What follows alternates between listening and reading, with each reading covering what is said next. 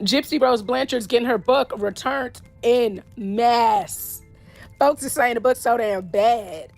Just send it back, child. Book isn't doing good because what? It's in returns. So I guess I haven't seen it. You know what I'm saying? Mm-hmm. But I guess it didn't come through receiving. I guess it came through promo. So they put it on the displays. You know what I mean? Like they have a Kroger and stuff. Mm-hmm. And there's like, I would say probably 100,000 books of that book in returns because the Kroger, all of them sent it back. Oh, all the distributors. Yeah. Awesome. Well, all the retailers sent it back to us, and now we got to send it back to the publisher, and they're probably just gonna burn it. You thought it was your time to stand, that's why you named your book that. But the lie detector test said it was your time to sit the hell down. When you lie so much in your book so bad, they say, you know what, just go send it back. We don't even want this. Probably after all the uproar over this weekend, all these bookstores and stores are just like, yeah, we don't want any parts of this. This is the woman that unalived her mom and used a disabled man to do it. You guys already know the Gypsy-Rose Blanchard story has been a roller coaster. From being portrayed as a victim in a twisted tale of abuse and crime to now where it seems she's been caught in a web of her own lies. Her memoir, My Time to Stand, has become the center of controversy, and it's not just about her life story anymore. We are diving into how she's been caught lying yet again, and why fans, bookstores, and critics alike are outright rejecting this book. Gypsy-Rose Blanchard's book has been released, and page after page is just full of lies that contradict itself. Let's break it all down. Gypsy recently made headlines claiming that her memoir shot straight to the #1 top spot on bestseller lists after its release. On the surface, that sounds like a win for her, right? It's the kind of statement that grabs attention and reinforces her image as someone who has triumphed over adversity. Probably the most famous victim of Munchausen by proxy ever has now written her very own book, a memoir, and it's just hit the #1 best-selling list. But here's where things take a turn. The numbers simply don't add up.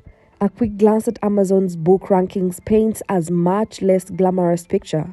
At the time of writing this, My Time to Stand is ranked 3,447 in the overall books category, a position that's far from chart toppings. In specific categories like survival biographies, the book holds third place. In women's biographies, it's at 28th, and in memoirs, it's at the 71st place. While these rankings are respectable, they are a far cry from the exclusive #1 bestseller title she's claiming. Let's be real here, none of these numbers scream runaway success. So, where did this bold claim even originate? Gypsy shared an article from the Variety magazine that supposedly celebrated her book's status as a bestseller. At first, this might have seemed like a validation of her claim, but upon closer examination, it becomes apparent that this was either a misunderstanding or an intentional stretch of the truth. The article likely referred to her book as a #1 new release in a specific category, which is a completely different accolade than being a bestseller. New releases can gain momentum in niche categories temporarily, but that doesn't necessarily equate to high sales volume and widespread popularity. For Gypsy to not only share this information but also double down on it without verifying the facts raises some serious questions. Is this another instance of her being out of touch with reality, or is it a deliberate attempt to mislead her audience? Either way, it reflects poorly on her credibility. To further complicate matters, claiming bestseller status when rankings don't support it is not just misleading. It's a blatant example of her exaggerating her success to stay relevant. It's worth considering the impact this kind of misinformation has on her dwindling fan base. Not okay. This is not okay. This simply will not do. And this is not okay. And I'm not good with this. Many of whom have already expressed disillusionment with her. Adding to the skepticism is the fact that in today's digital world, bestseller titles are often thrown around loosely. Being a #1 new release in a niche category is relatively easy to achieve with a small but concentrated push during a book's initial launch. However, sustaining sales and earning a legitimate bestseller title in overall rankings requires widespread support and consistency, something My Time to Stand clearly lacks. To top it off, reviews for the book haven't exactly been glowing, with many pointing out inconsistencies and inaccuracies that make it difficult to trust her narrative. Gypsy's willingness to amplify questionable claims only adds fuel to the fire of public doubt surrounding her. So she starts the book with a very, very deep quote, and I was shook. She literally starts the book saying, "My mom gave birth to me when she was 24 years old, and I took away her life when I was almost 24 years old." Something like that, and it was just a very, very, very gripping opening statement. Instead of letting the quality of her work speak for itself, she has once again opted to sensationalism. But as the numbers continue to contradict her statements, the facade of a bestseller author begins to crumble. When people started calling her out for these false claims, Gypsy did what she does best: turned off her comments. Yup, she silenced any criticism by shutting down the conversation entirely. And why? Because she knew she would be bombarded with comments calling out on her lies. This isn't the first time she's pulled this move, and it probably won't be the last. But let's talk about why this is a big deal. Turning off comments isn't just about avoiding negativity, it's about avoiding accountability. By silencing her audience, Gypsy removes a key platform for her critics to voice valid concerns and counter-arguments. Social media in many ways thrives on engagement, and disabling comments sends a clear message. She doesn't want to engage with her audience unless it's on her terms. This tactic not only alienates her followers but also raises suspicion. If her claims about the book were genuine, why wouldn't she welcome open dialogue to celebrate her supposed success? This isn't a new strategy for Gypsy. Historically, whenever she's faced significant backlash, whether about her inconsistent narratives or controversial decisions, her first instinct has been to retreat behind the shield of limited interaction. It's a move that might provide temporary relief from criticism but ultimately undermines her credibility.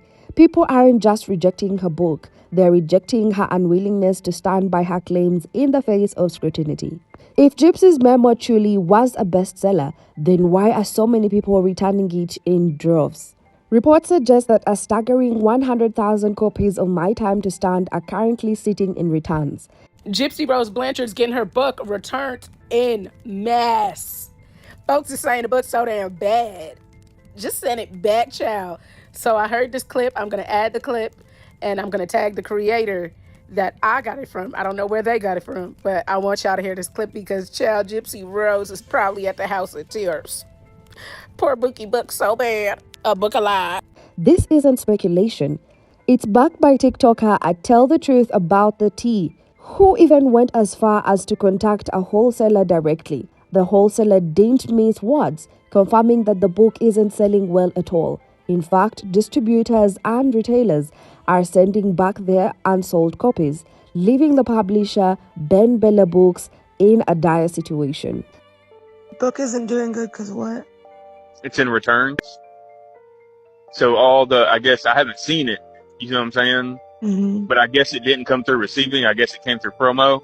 So they put it on the displays. You know what I mean? Like they have a Kroger and stuff. Mm-hmm. And there's like, I would say probably 100,000 books of that book in returns because the Kroger, all of them sent it back. Oh, all the distributors? Yeah. Awesome. Well, All the retailers sent it back to us, and now we got to send it back to the publisher, and they're probably just going to burn it.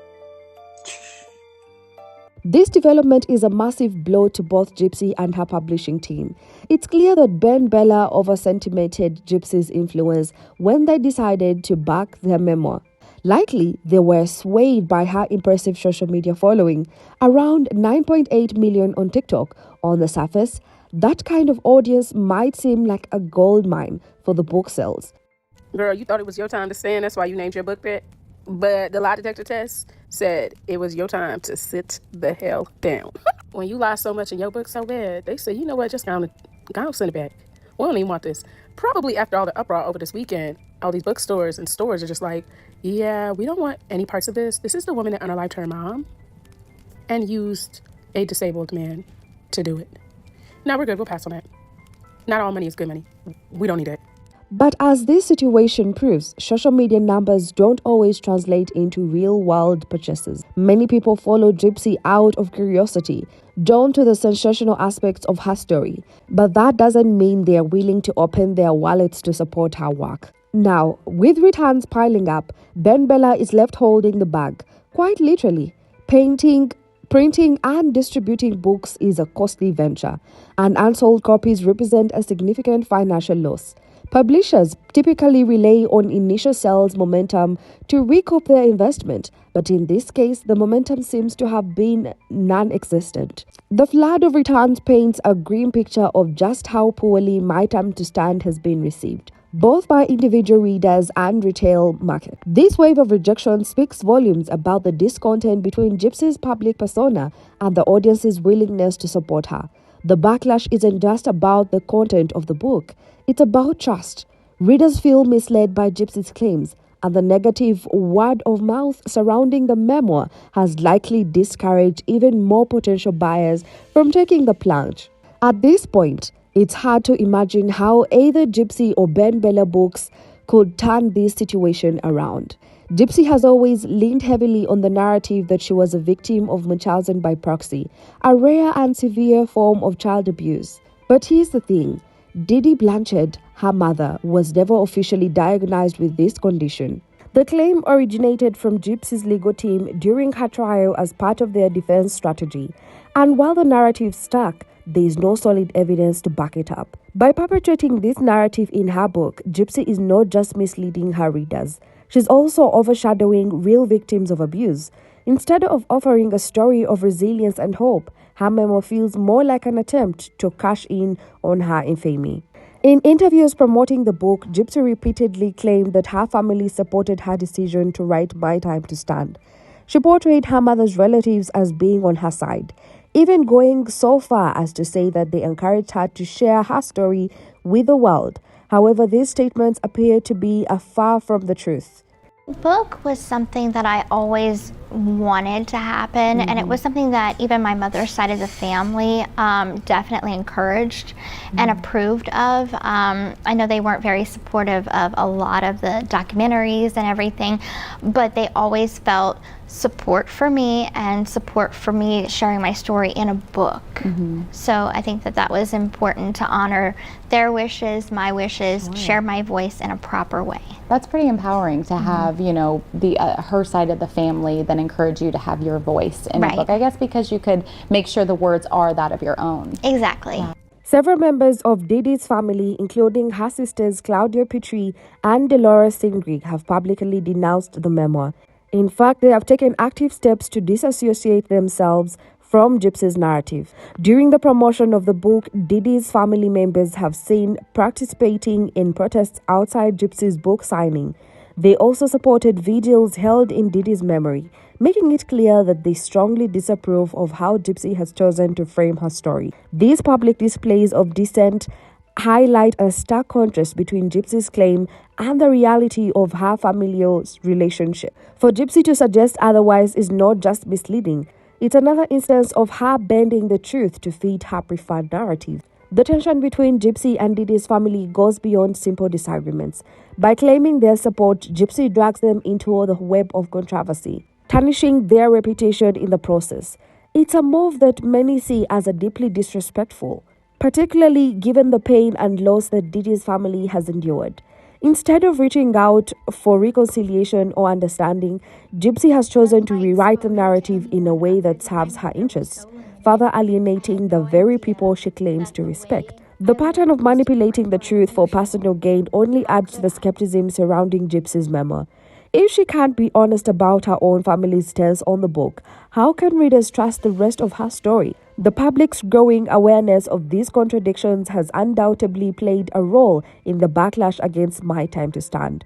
For Betty, this chapter in Gypsy's saga serves as yet another reminder that her version of events is often more fiction than fact. In the memoir, Gypsy accuses her grandfather, Claudio Petrie, of sexually abusing her and describes him as a touchy-feely. This claim is highly controversial, not just because of the accusation itself, but because Claudia has denied it entirely. He even turned the tables, suggesting that Gypsy was the one making inappropriate advances. Given Gypsy's track record of dishonesty, it's hard to know what to believe.